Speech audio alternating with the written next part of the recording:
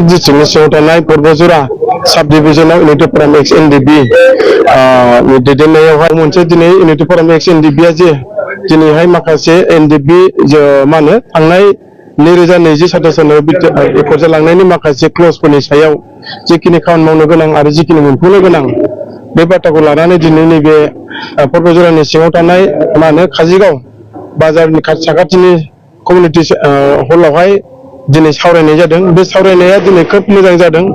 आरो बुंनो थाङोबा दिनै बरबजरा ओनसोलनि जेसेबांनाखि बारग' एक्स एनडिबिफोर दिनै सिनियरनिफ्राय लानानै गासैबो कमप्लिट लोगोफ्रा दिनै बेवहाय 100% दिनै बेयाव बाहागो लानानै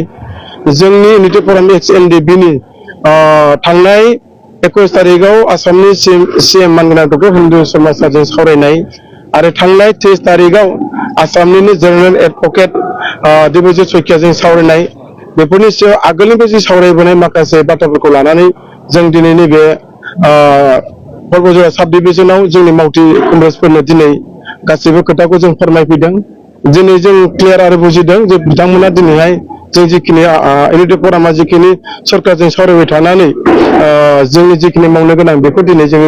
क्लियार खालामबाय। दा बे बेलायावहाय दिनै बिथांमोना दिनै कमप्लिटलि खोथाखौ बुजिनानै स्पष्ट क्लियार जादों, मोजां मोनदों। बेखौ लानानै दिनै बेयाव गुरुत्वपूर्ण सावरायनाय जादों।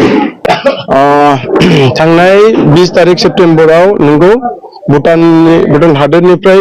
जोंनि एनडिबि 6 जन केडेट्सफ्रा दिनै नंगौ गबोबाय। बे गबोनाया कमप्लिटलि बियो आसामनि सीएम मानगोनां डक्टर हिमन्त शर्मा सारा थांनाय मेनि 3 तारिखआवहाय बाक्सा जिल्लानि सिङाव थानाय मानास पार्कनि सिकिरि रिजर्टआवहाय जों इउनाइटेड फराम एक्स एनडिबिजों हरनि 12टायाव जेला सावरायो अब्ला जों एनडिबिनि गासैबो समस्याखौ लानानै जेला रायलायनायावहाय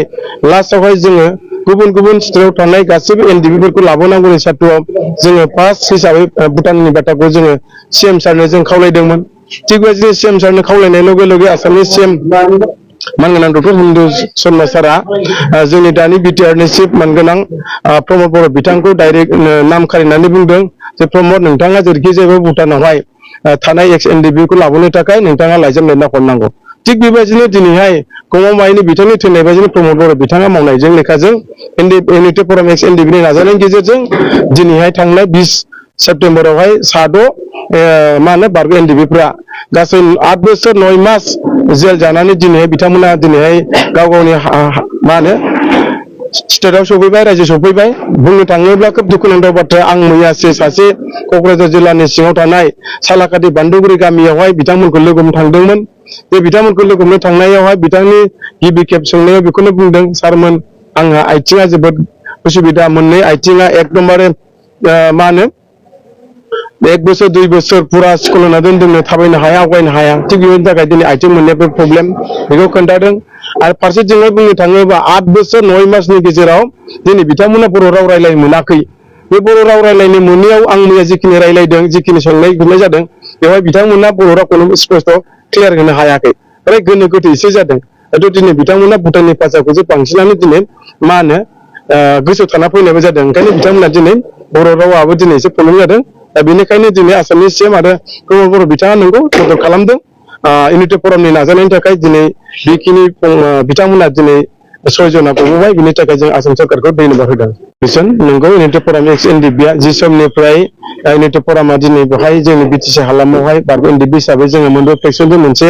आफाद दानानै जोंनि नैबे इउनाइटेड फराम एक्स एनडिबिआ रेजिस्ट्रेसन आफाद जाबाय। बे रेजिस्ट्रेसन आफादनि गेजेरजोंनो सिलेबास महरै दैदेननायनि गेजेरजोंनो दिनै जोंनि इउनाइटेड फरामा जेसेबां हायो इसेबां थांनाय 2020 21 अक्ट'बराव जों जेला माबाखौ तेजाव जोंना मा होनो बे इउनाइटेड फरामखौ दायो, बे समनिफ्रायनो जोङो गासैबो एनडिबिनि समस्याखौ लानानै जोङो दिनै रायलायबाय थादों। थिग बेबायदिनो नोंनि सोंनायनि फिननाय बेनो जाहैबाय मा रन्जन दैमारि दिनै गगोन नामा? नंगौ, जोङो दिनैहाय थांनाय मेनि 3 तारिखआव सावरायनाय आसामनि सीएमजों आरो थांनाय आगष्टनि 28 तारिखआव सावरायदों सीएमजों आरो थांनाय मा होनो सेप्तेम्बरनि 21 तारिखआव जों सावरायदों सीएमजों। दा खेबथाम जोङो एखेबारेनो लागातार जों सावरायनायनि गेजेरजों जे जोंनो आसामनि सीएमआ मोनसे थांनाय 21 तारिखआव अफिसियेलि आसामनि चिफ सेक्रेटारिखौ लाना एडिसि मा होनो एडिसनेल हेरिना सारखौ लाफानानै सेक्रेटारिसफोरखौ लाफानानै दिनै माखासे मिनिस्टारफोरखौ लाफानानै इउनाइटेड फरामनि दैदेनगिरिखौ लाफानानै नंगौ जोबोद मोजां जोंनि सोंनाय फिननायनि गेजेराव बिथांमोना मोजां मोनसे एन्सार होदों जे रन्जन दैमारिया मोनसे गनायनि लामायाव दंसै जों बिसास खालामदों डक्टर मानगोनां हिन्दु सरमासारा रन्जन दैमारि सारखौ हगारसिगोन जों बेनि सायाव जों फोथायनाय दं आरो बाखि सेन्ट्रेल जेलाव थानाय 56 सा मा होनो लिडार आरो केडार्स जेरै जर्ज बर' आरो रिपिका मोनखौ लानानै राजु सरकारखौ लानानै दिनै गासैबो बिथांमोननि केसआबो दिनै लासैनो मा होनो बे जोंनि फोथायनाय दङ बे सारमोननि रायलायनाय आरो सारमोननि मेसेज होनाय बादिबा माने गैयाब्लाबो 1-2-3 मासनि गेजेरफ्रावनो हयथ' जोङो माबा मोनसे फाइनाल जों रिजाल्टखौ जों मोनगोन आसा थिदों आरो बेजों लोगोसे आसामनिनो जेनेरेल एडभकेट मानगोनां दिब्रजित